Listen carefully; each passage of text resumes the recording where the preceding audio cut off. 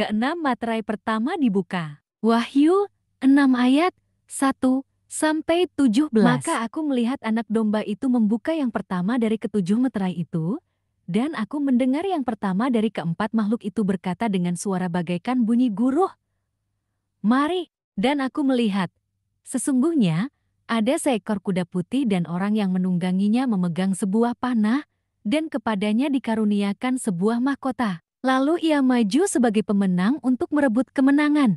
Dan ketika anak domba itu membuka meterai yang kedua, aku mendengar makhluk yang kedua berkata, "Mari."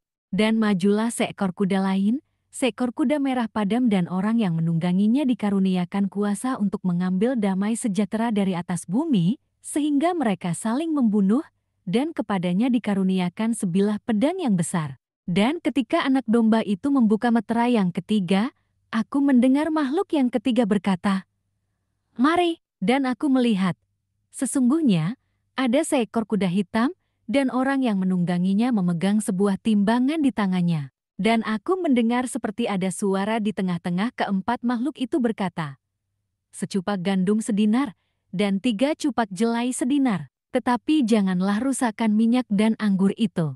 Dan ketika anak domba itu membuka meterai yang keempat, aku mendengar suara makhluk yang keempat berkata, "Mari." Dan aku melihat, sesungguhnya ada seekor kuda hijau kuning, dan orang yang menungganginya bernama Maut dan kerajaan Maut mengikutinya. Dan kepada mereka diberikan kuasa atas seperempat dari bumi untuk membunuh dengan pedang, dan dengan kelaparan dan sampar, dan dengan binatang-binatang buas yang di bumi. Dan ketika anak domba itu membuka meterai yang kelima, aku melihat di bawah mezbah jiwa-jiwa mereka yang telah dibunuh oleh karena firman Allah, dan oleh karena kesaksian yang mereka miliki. Dan mereka berseru dengan suara nyaring, katanya, "Berapa lamakah lagi, ia penguasa yang kudus dan benar, engkau tidak menghakimi dan tidak membalaskan darah kami kepada mereka yang diam di bumi?" Dan kepada mereka masing-masing diberikan sehelai jubah putih, dan kepada mereka dikatakan bahwa mereka harus beristirahat sedikit waktu lagi hingga genap jumlah kawan-kawan pelayan dan saudara-saudara mereka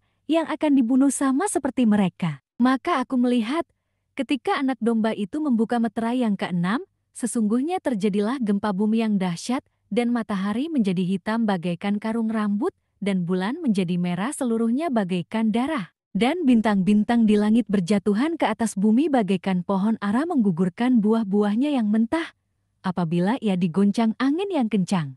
Maka menyusutlah langit bagaikan gulungan kitab yang digulung dan tergeserlah gunung-gunung dan pulau-pulau dari tempatnya.